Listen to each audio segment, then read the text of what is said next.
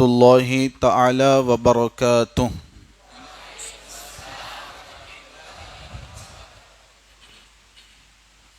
الحمد للہ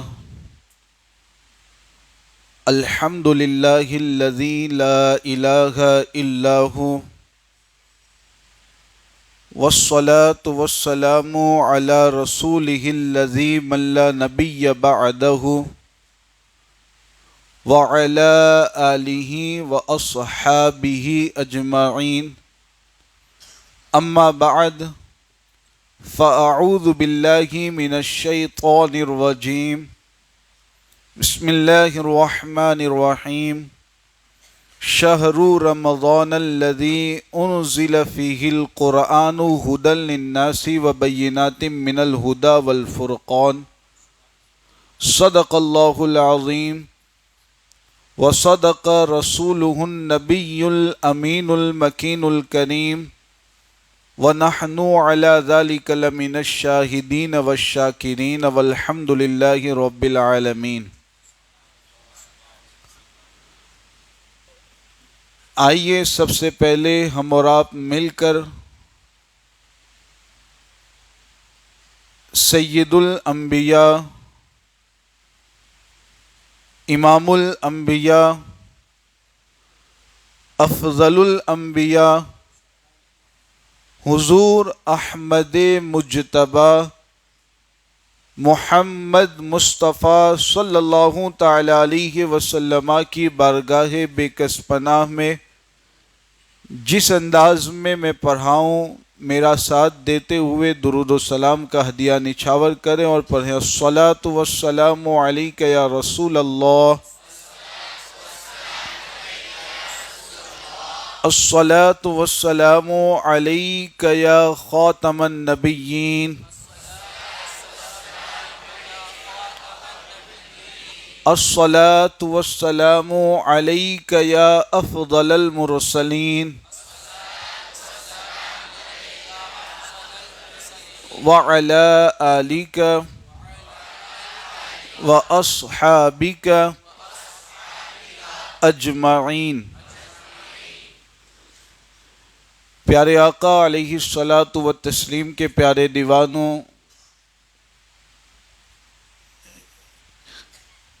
یقیناً پہلی مرتبہ اس مسجد میں آپ کے درمیان حاضر ہونے کا موقع نصیب ہوا کہ واقعی یہاں کا ماحول دیکھ کر کے دل باغ باغ ہو چکا کہ ماشاءاللہ اتنی کثیر تعداد میں آپ ہفتہ واری اجتماع میں جمع ہوئیں گے۔ یقیناً یہ آپ لوگوں کی طرف سے بھی دین کے لیے بڑی قربانی ہے، اور ہمارے یہاں کے امام حضرت مولانا شعیب رضا قادری صاحب قبلہ یقیناً آپ کے اس کثیر تعداد میں یہاں پر حاضر ہونے میں ان کی بڑی محنتیں گئے اور ان کی بڑی کاوشیں گئے۔ اللہ رب العزت ان کی محنتوں کو اور خدمات کو قبول فرمائے، اور آپ حضرات کو اسی طریقے سے دین کی راہ میں محنت و کوشش کرتے رہنے کی توفیق عطا فرمائے۔ چونکہ وقت انتہائی مختصر ہے، اور میں جو باتیں لے کر کے آپ کے درمیان حاضر ہوا ہوں یقیناً بہت ہی اہم اور بہت ہی بنیادی باتیں میں آپ کے سامنے پیش کرنے والا ہوں۔ توجہ کے ساتھ آپ حضرات کو تمام باتیں سننی گئے، ذہنوں میں محفوظ رکھنے کی کوشش کرنی گئے، اور ان تمام باتوں پر خود بھی عمل کرنا گئے، دوسروں تک بھی ان تمام باتوں کو پہنچانا گئے۔ یقین جانے رمضان المبارک کا جو مقدس اور بابرکت مہینہ ہمارے درمیان رونما ہونے والا ہے، یہ بڑی سعادتوں کی بات ہے کہ اس طرح کا برکت و رحمت اور عظمت و رفعت والا مہینہ ہمارے درمیان جلوہ فروز ہونے والا ہے۔ بس ایک حدیث پاک میں آپ کے سامنے پیش کر کے پھر جو اصلی گفتگو ہے میری اس کی طرف میں آنے کی کوشش کرتا ہوں۔ رمضان المبارک کے مہینے کی عظمت کو آپ دیکھیں کہ اللہ کے رسول علیہ الصلاۃ والسلام نے اس کی عظمت کو کس طور پر بیان فرمایا ہے۔ حضور علیہ الصلاۃ والسلام نے ارشاد فرمایا کہ جب رمضان کا مہینہ داخل ہوتا ہے، جب رمضان کا مہینہ شروع ہوتا ہے، تو اس مہینے کی عظمت و رفعت کا عالم یہ ہے، اس مہینے کی رحمت و برکت کا عالم یہ ہے۔ اللہ کے رسول علیہ الصلاۃ والسلام ارشاد فرماتے ہیں کہ جیسے ہی رمضان کا مہینہ داخل ہوتا ہے، جیسے ہی رمضان کا مہینہ شروع ہوتا ہے، تو اللہ تبارک و تعالی کی طرف سے جنت کے دروازے کھول دیے جاتے ہیں، اور دوسری طرف اللہ کے رسول علیہ السلام فرماتے ہیں کہ ایک طرف تو جنت کے دروازے کھول دیے جاتے ہیں اور دوسری طرف جہنم کے دروازے بند کر دیے جاتے ہیں۔ اور اتنا ہی نہیں، انسانوں کا جو سب سے بڑا دشمن ہے یعنی شیطان، ان تمام شیطانوں کو حضور فرماتے ہیں کہ رمضان کی برکت سے تمام شیطانوں کو زنجیروں میں جکڑ دیا جاتا ہے۔ عزیزان ملت اسلامیہ، آپ غور فرمائیں کہ کیسا رحمت والا مہینہ ہے، کیسا برکت والا مہینہ ہے، کیسی عظمت والا مہینہ ہے، کیسی رفعت والا مہینہ ہے کہ اللہ کی طرف سے جنت کے دروازے کھول دیے جاتے ہیں، جہنم کے دروازوں کو بند کر دیا جاتا ہے اور شیاطین کو زنجیروں میں جکڑ دیا جاتا ہے۔ اس مہینے میں کچھ مخصوص عبادتیں ہم ادا کرتے ہیں۔ مثال کے طور پر روزہ اللہ رب العزت کی طرف سے ہر مسلمان پر فرض کیا گیا ہے۔ روزے کی عبادت اسی مہینے میں ادا کی جاتی ہے، تراویح کی نماز اسی مہینے میں ادا کی جاتی ہے۔ تو یہ جو کچھ مخصوص عبادتیں ہیں، میں انشاءاللہ تعالی انہی کے حوالے سے کچھ ضروری مسائل آپ تک پہنچاؤں گا۔ بہت توجہ کے ساتھ سماعت کریں۔ جتنی باتیں میں آپ کے سامنے پیش کروں گا الحمدللہ قرآن و حدیث کی روشنی میں اور فقہی کتابوں کے حوالہ جات کی روشنی ہی میں آپ کے سامنے پیش کروں گا، لہذا توجہ سے ان تمام باتوں کو سننے کی کوشش کریں۔ روزے کے تعلق سے کچھ غلط فہمیاں اور کچھ مس انڈرسٹینڈنگ ہمارے درمیان پائی جاتی ہے۔ مثال کے طور پر روزے کے حوالے سے ایک غلط فہمی ہمارے یہاں یہ پائی جاتی ہے کہ اگر روزے کی حالت میں کوئی شخص انجیکشن لگوائے، روزے کی حالت میں اگر انجیکشن لگوائے تو ہمارے یہاں عام طور پر یہ مشہور ہے کہ انجیکشن لگوانے سے روزہ ٹوٹ جایا کرتا ہے۔ یہی بات عام طور پر مشہور ہے، یہی بات ہم بچپن سے سنتے آ رہے ہیں۔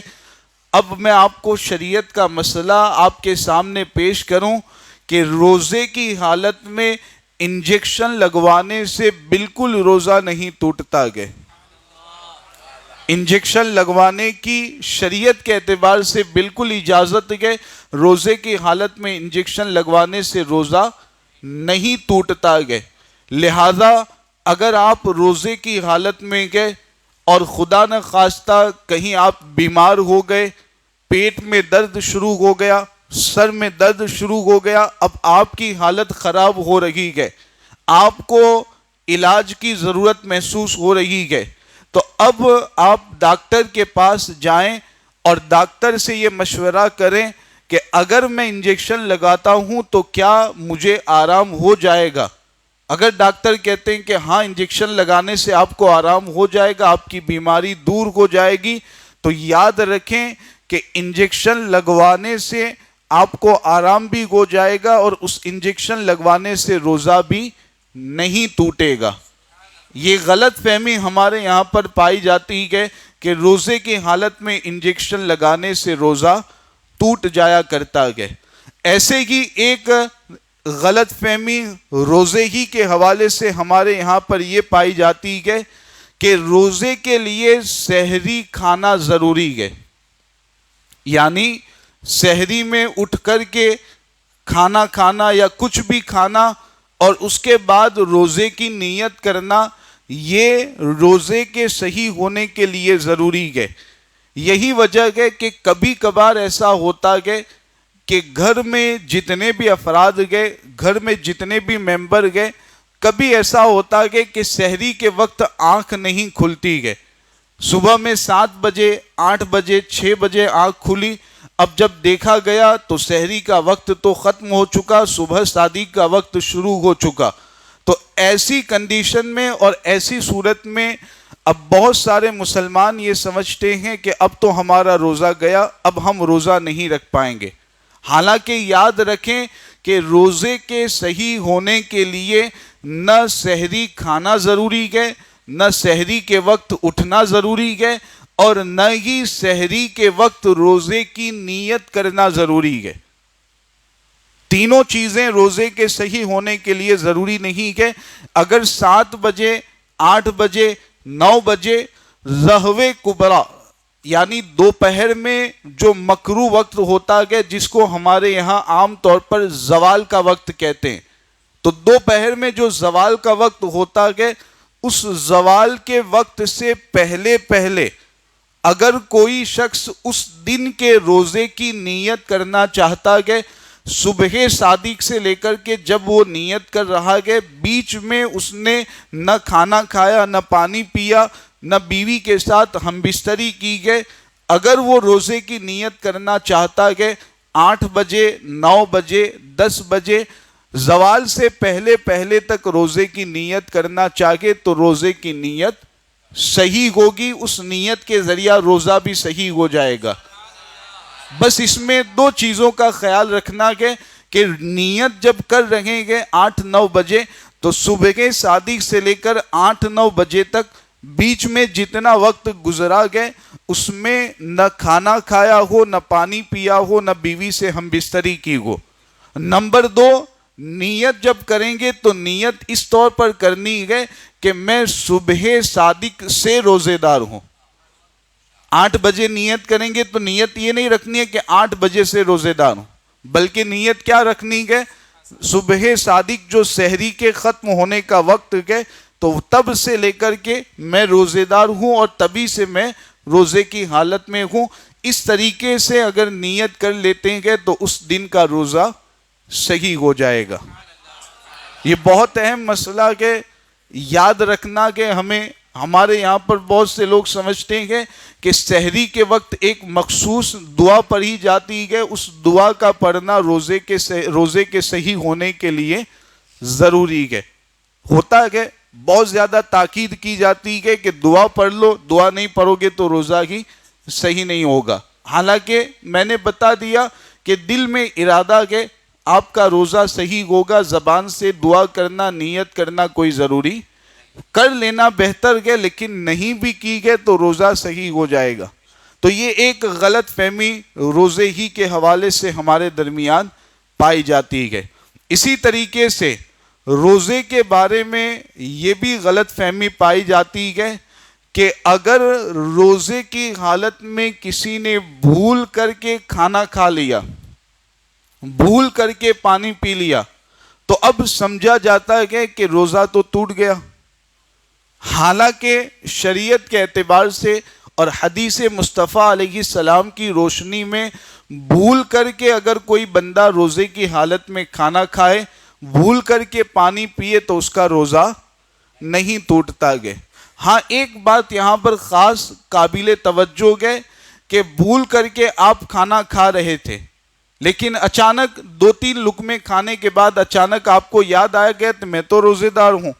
پانی بھول کر کے آپ پی رہے تھے، اچانک آپ کو یاد آ گیا کہ میں تو روزے دار ہوں، تو اب یاد آنے کے بعد منہ کے اندر جو لقمہ بچا ہوا ہے، جو کھانا بچا ہوا ہے، منہ کے اندر جو پانی بچا ہوا ہے، اب اس پانی کو اور اس کھانے کو باہر پھینک دینا یہ ضروری ہے۔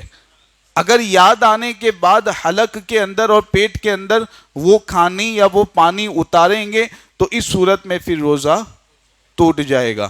تو بھول کر روزے کی حالت میں کھانے پینے سے روزہ نہیں ٹوٹتا ہے۔ ایسے ہی ایک غلط فہمی اور اس میں بہت اہم مسئلہ ہے شریعت کا میں آپ کے سامنے پیش کر رہا ہوں کہ روزے کی حالت میں اگر دھواں ناک کے راستے سے یا منہ کے راستے سے اندر چلا جائے، دھواں ناک کے راستے سے یا منہ کے راستے سے اگر اندر چلا جائے تو اس میں دو کنڈیشن ہے، بہت اہم بات ہے۔ اگر اپنے آپ وہ دھواں روزے کی حالت میں اندر جاتا ہے ناک کے راستے سے یا پیٹ منہ کے راستے سے، اگر اپنے آپ جاتا ہے تو اس صورت میں تو روزہ نہیں ٹوٹے گا۔ لیکن اگر کوئی بندہ جان بوجھ کر کے دھواں ناک کے راستے سے یا منہ کے راستے سے اندر پہنچاتا ہے تو اس صورت میں روزہ ٹوٹ جائے گا۔ اب یہاں پر ہمیں اس بات کا خیال رکھنا ہے کہ روزے کی حالت میں جب ہم گئے تو ہمارے یہاں پر یہ رواج ہے جب فاتحہ خوانی ہوتی ہے تو گھروں میں عام طور پر اگربتیاں جلائی جاتی ہے، لوبان جلایا جاتا ہے۔ ویسے ہی جمعرات کو بہت سارے گھروں میں یہ رواج ہوتا ہے کسی درگاہ شریف کا لوبان یا اگربتی جلایا کرتے ہیں۔ تو جب روزے کی حالت میں گئے تو اس بات کا لحاظ رکھیں کہ اگربتی کو اور لوبان کو اپنے آپ سے دور رکھا کریں، اس لیے کہ اگر قریب میں رکھیں گے جان بوجھ کر سانس لے کر کے اس کو اندر پہنچائیں گے یا منہ کے راستے سے دھوئیں کو اندر پہنچائیں گے تو اس وجہ سے روزہ ٹوٹ جائے گا۔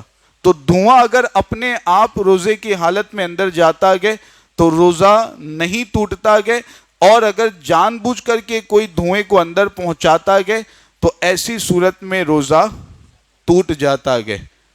اب ایک اور روزے ہی کے حوالے سے غلط فہمی جو ہمارے یہاں پائی جاتی ہے، آپ بام جانتے ہیں؟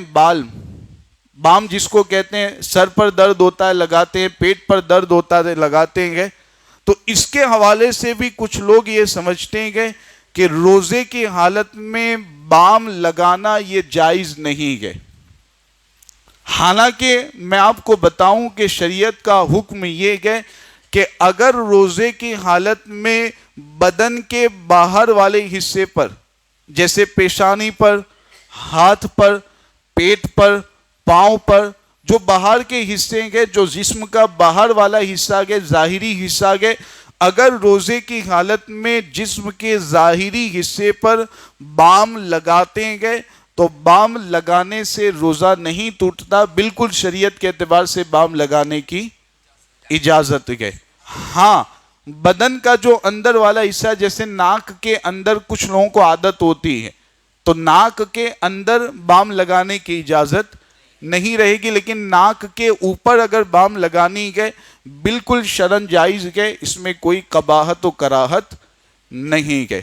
ایسے ہی روزے کے حوالے سے یہ بھی بہت اہم مسئلہ ہے، روزے کی حالت میں اگر احتلام ہو جائے، انگریزی میں جس کو نائٹ فال کہتے ہیں، احتلام کا مطلب آنکھ لگی ہوئی تھی، سو رہے تھے، کوئی برا خواب نظر آیا اور اسی حالت میں منی نکل گئی، اسی حالت میں سپم نکل گیا، تو اسی کو شریعت کے اعتبار سے احتلام کہا جاتا ہے کہ نائٹ فال کہتے ہیں۔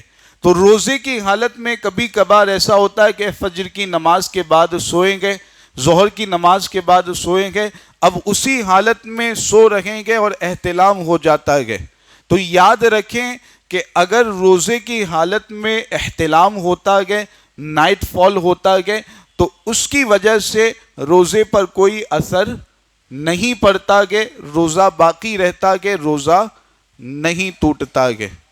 یہ بہت اہم مسائل میں آپ کے سامنے پیش کر رہا ہوں، جو غلط فہمیاں ہمارے درمیان پائی جاتی ہے ان کو میں آپ کے سامنے واضح کر رہا ہوں۔ ایسے ہی ایک مسئلہ، روزے کی حالت میں اگر الٹی ہو جائے، الٹی تو آپ سمجھتے ہیں قے پلٹی جس کو کہا جاتا ہے، تو روزے کی حالت میں اگر الٹی ہو جائے تو ایسی صورت میں اب روزے کا کیا حکم رہے گا؟ تو یہ بات بھی ہمارے درمیان مشہور ہے نا کہ اگر روزے کی حالت میں الٹی ہو جائے تو اب الٹی ہونے کے بعد روزہ ٹوٹ جاتا ہے. یہی مشہور ہے ہمارے یہاں پر. حالانکہ میں آپ کو شریعت کا مسئلہ بتاؤں، آپ تعجب کریں گے کہ بچپن سے ہم تو یہی سنتے آ رہے ہیں کہ الٹی ہو گئی روزہ ٹوٹ گیا. حالانکہ شریعت کا حکم یہ ہے کہ الٹی ہونے میں صرف 2 صورتوں میں روزہ ٹوٹتا ہے، اس کے علاوہ کسی صورت میں الٹی ہونے سے روزہ نہیں ٹوٹتا. بہت اچھی طرح اس کو سمجھ لینا ہے آپ کو، خود بھی سمجھ لیں، گھر کی عورتوں کو جا کر کے یہ مسئلہ ضرور بیان کریں. پہلی صورت، روزے کی حالت میں اگر الٹی اس طور پر ہوئی کہ کسی نے جان بوجھ کر کے الٹی کی، مثال کے طور پر انگلیاں داخل کر کے یا کوئی چیز منہ کے اندر داخل کر کے جان بوجھ کر کے اگر کوئی روزے کی حالت میں الٹی کرتا ہے اور وہ جو الٹی اس نے کی ہے، آپ جانتے ہیں کہ اس بات کا آپ نے احساس کیا ہوگا کہ الٹی ہمیں جو آتی ہے تو 2 طرح کی الٹی آتی ہے. کبھی تو ایسا ہوتا ہے کہ الٹی آنے کے بعد اگر ہم اس کو روکنا چاہے، جیسے یہاں پر میں بیٹھا ہوں، اب نیچے وضو خانے تک، ٹوائلٹ تک اگر میں الٹی کو روک کر کے جانا چاہوں تو میں روک سکتا ہوں، ایسی کنڈیشن ہوتی ہے. اور کبھی تو ایسی کنڈیشن اور ایسی حالت ہوتی ہے کہ یہاں بیٹھا ہوں، الٹی ایسی آتی ہے کہ بالکل وہاں بھی نہیں جا سکتا، فوراً وہ الٹی جو آتی ہے وہ باہر نکل جاتی. یہ 2 حالتیں ہوتی ہے. اب یاد رکھیں کہ اگر کوئی جان بوجھ کر انگلی وغیرہ داخل کر کے الٹی کرتا ہے اور ایسی الٹی ہوتی ہے کہ بندہ روکنے سے بھی اسے نہیں روک پاتا ہے، تو اس صورت میں روزہ الٹی کرنے کی وجہ سے ٹوٹ جائے گا. پہلی صورت سمجھ میں آ گئی. اب دوسری صورت کیا ہے؟ جان بوجھ کر کے الٹی نہیں کی بلکہ اپنے آپ الٹی ہوئی. اب یہاں پر اپنے آپ الٹی ہونے میں 2 چیزیں جب پائی جائے گی تو روزہ ٹوٹے گا. نمبر 1، اپنے آپ جو الٹی ہوئی ہے وہ ایسی الٹی ہوئی کہ اس کو روکنے سے بھی ہم روک نہیں پاتے ہیں. نمبر 2، اس الٹی میں جو کچھ کھانا یا جو کچھ پانی نکلا اس میں سے کچھ جب باہر نکلا تو جان بوجھ کر کے باہر نکلنے کے بعد اندر پیٹ کے اتار دیا. باہر نکلا، منہ کے اندر آ گیا، پھر جان بوجھ کر کے اس کو پیٹ کے اندر اتار دیا. یہ 2 چیزیں جب پائی جائے، اپنے آپ الٹی ہوئی، یہ دونوں چیزیں پائی گئی، تو ایسی حالت اور ایسی کنڈیشن میں روزہ ٹوٹ جائے گا. 2 صورتیں سمجھ میں آ گئی. پہلی صورت تو کیا ہے؟ جان بوجھ کر کے الٹی کی گئے اور الٹی ایسی ہے کہ روکنے سے بھی بندہ روک نہیں سکتا ہے. اور دوسری صورت یہ ہے کہ اپنے آپ الٹی ہوئی ہے اور اس میں یہ ہے کہ الٹی ایسی ہے کہ روکنے سے روک نہیں سکتا. نمبر 2 کہ الٹی میں جو کچھ کھانا پانی نکلا اس کو جان بوجھ کر واپس پیٹ کے اندر اتار دیا. تو ان 2 صورتوں میں روزہ الٹی ہونے کی وجہ سے ٹوٹ جاتا ہے. اب آپ غور کریں، ہمارے یہاں پر کیا ہوتا ہے کہ الٹی جب ہمیں ہوتی ہے تو ایسا تو نہیں ہوتا ہے کہ الٹی میں جو نکلتا ہے اس کو واپس پیٹ کے اندر اتارتے ہیں. ایسا ہی ہوتا ہے، جو کچھ نکلا اس کو باہر پھینک دیتے ہیں، باہر ڈال دیتے ہیں. تو یہ جو عام طور پر ہمارے یہاں الٹی کی صورت پائی جاتی ہے، اس میں بالکل شریعت کے اعتبار سے روزہ نہیں ٹوٹتا ہے. تو یہ ایک غلط فہمی ہے جو ہمارے درمیان برسوں سے رائج ہے کہ روزے کی حالت میں اگر الٹی ہو جائے، روزے کی حالت میں اگر قے ہو جائے تو اس سے روزہ ٹوٹ جایا کرتا ہے. تو یہ غلط فہمیاں کچھ جو روزے کے حوالے سے تھی میں نے آپ کے سامنے پیش کر دی ہے. اب زکوٰۃ کے بارے میں 2-3 غلط فہمیاں پیش کر کے میں رخصت ہو جاؤں، وقت ختم ہو رہا ہے. زکوٰۃ کے بارے میں ایک غلط فہمی ہمارے یہاں یہ پائی جاتی ہے کہ زکوٰۃ ادا اسی وقت ہوگی کہ جب فقیر کو ہم زکوٰۃ دے رہے ہیں، جو زکوٰۃ لینے کا مستحق ہے اس فقیر کو ہم جب زکوٰۃ دے رہے ہیں تو بہت سے لوگ یہی سمجھتے ہیں کہ زبان سے جب زکوٰۃ کہہ کر کے دیں گے تبھی ہماری زکوٰۃ ادا ہوگی. یہ سمجھا جاتا ہے کہ کہتے بھی ہیں لوگ کہ یہ پیسے جو آپ کو دے رہا ہوں یہ زکوٰۃ کی رقم ہے، یہ زکوٰۃ کے پیسے ہیں. یعنی زبان سے زکوٰۃ کہہ کر کے دینا ضروری ہے، یہ ہمارے یہاں پر عام طور پر سمجھا جاتا ہے. حالانکہ شریعت کا حکم اور شریعت کا مسئلہ یہ ہے کہ نیت جب دل میں گئے، ارادہ دل میں گئے کہ زکوٰۃ دے رہا ہوں، اب زبان سے زکوٰۃ کہہ کر کے دینا کوئی ضروری نہیں ہے. اصل میں ہوتا یہ ہے کہ ہمارے یہاں ہمارے رشتہ دار کچھ ایسے ہیں کہ جو شریعت کے اعتبار سے زکوٰۃ لینے کے حقدار ہے. جیسے کبھی ایسا ہوتا ہے سگا بھائی زکوٰۃ لینے کا حقدار ہے، سگی بہن زکوٰۃ لینے کے حقدار ہے، سگی پھوپھی زکوٰۃ لینے کی حقدار ہے. اس طرح کے رشتہ دار جن کو زکوٰۃ دے سکتے ہیں وہ زکوٰۃ لینے کے حقدار ہوتے ہیں. لیکن معاملہ یہ ہے کہ اگر ہم اپنی زکوٰۃ ان کو زکوٰۃ کہہ کر کے دیں گے تو شرم کی وجہ سے منع کر دیں گے. ہوتا ہے کہ وہ کہہ دیں نہیں ہم تو زکوٰۃ نہیں لیتے ہیں، شرم کی وجہ سے وہ منع کر دیں گے، حالانکہ شریعت کے اعتبار سے وہ زکوٰۃ لینے کے حقدار گئے. تو اب شریعت نے ہمیں یہ تعلیم دی گئے کہ تمہارا بھائی زکوٰۃ لینے کا حقدار گئے، تمہاری بہن زکوٰۃ لینے کی حقدار گئے، تم زکوٰۃ کہہ کر کے دو گے تو وہ نہیں لیں گے. تو اب تمہیں کہنے کی کوئی ضرورت نہیں، دل میں نیت کر لو، دل میں ارادہ کر لو، زبان سے تم کہو کہ یہ تمہاری مدد کے طور پر میری طرف سے تمہارے لیے تحفہ ہے. اس طریقے سے اگر تم ادا کرو گے تو تمہاری زکوٰۃ بھی ادا ہو جائے گی اور تمہارے بھائی کی ضرورت بھی پوری ہو جائے گی. تو یہ کتنی بہترین تعلیم ہے. عیدی کہہ کر کے دیں، خوشی کے طور پر میں آپ کو دے رہا ہوں، یہ سب الفاظ کہہ کر کے دیں تب بھی زکوٰۃ ادا، بس دل میں ارادہ اور نیت رکھنی ہے. تو یہ ہمارے مذہب کی تعلیم ہے کہ ہمارا مذہب اپنے رشتہ داروں سے حسن سلوک اور اچھا سلوک کرنے کی اس طور پر ہمیں تعلیم دیتا ہے.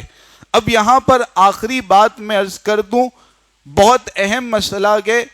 عام طور پر ہمارے یہاں یہ سمجھا جاتا ہے کہ اپنے سگے بھائی کو یا اپنی سگی بہن کو زکوٰۃ نہیں دے سکتے ہیں. یہ تصور عوام کے درمیان پایا جاتا ہے کہ سگے بھائی سگے بہن کو سگی بہن کو زکوٰۃ نہیں دے سکتے ہیں. حالانکہ شریعت کے اعتبار سے ایسا بالکل نہیں ہے. میں مختصراً آپ کو سمجھانے کی کوشش کروں گا. آخری مسئلہ بہت اہم مسئلہ ہے کہ کن رشتہ داروں کو زکوٰۃ دے سکتے ہیں اور کن رشتہ داروں کو زکوٰۃ نہیں دے سکتے.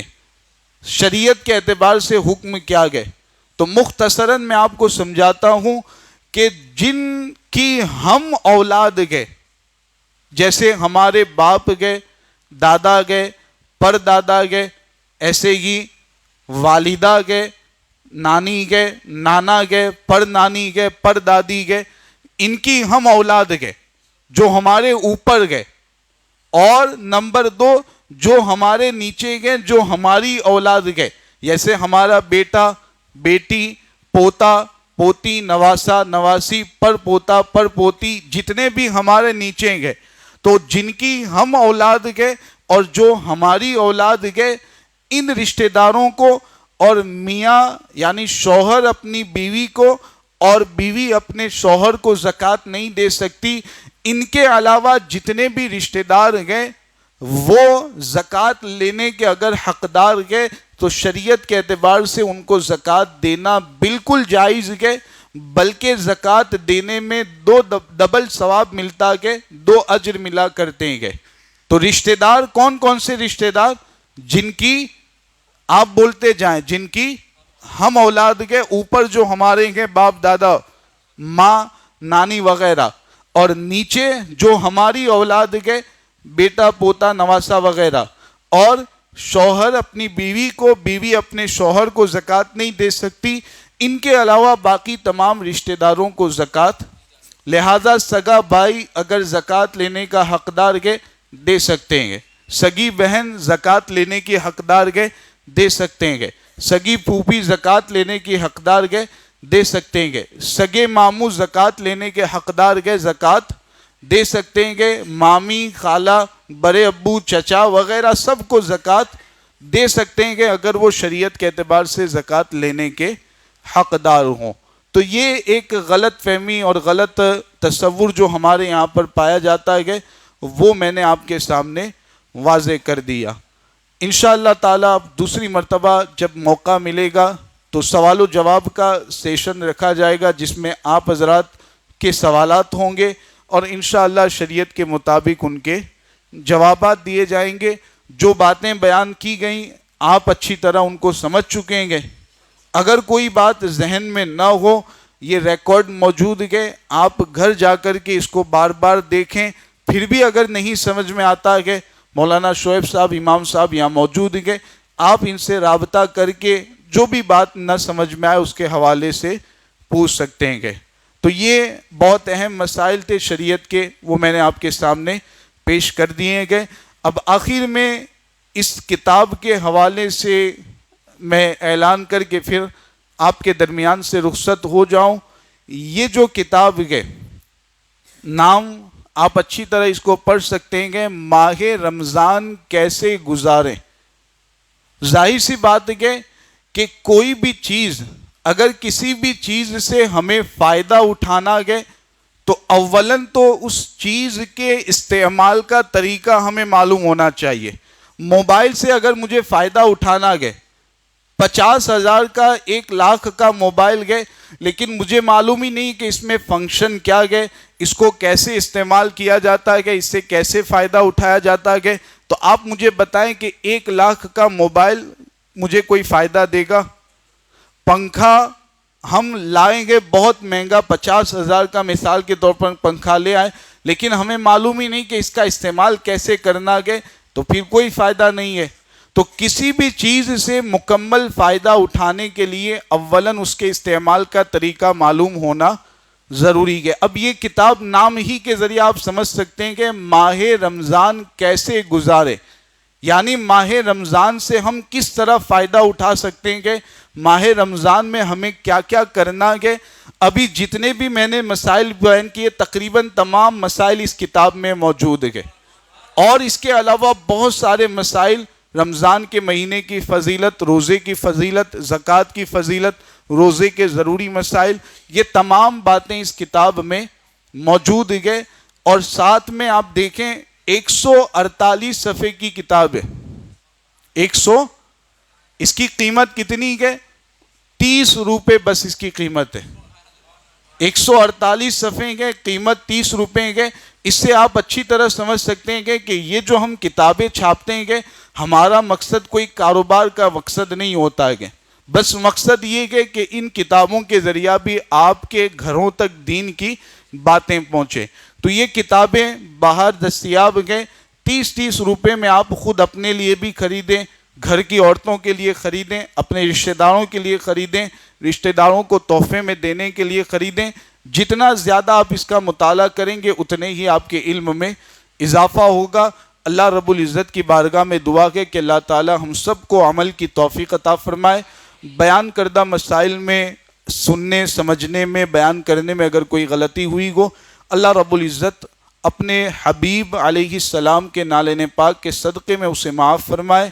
ہم سب کو مسائل شریعہ سمجھ کر کے ان پر عمل کرنے انہیں عام کرنے کی توفیق عطا فرمائے۔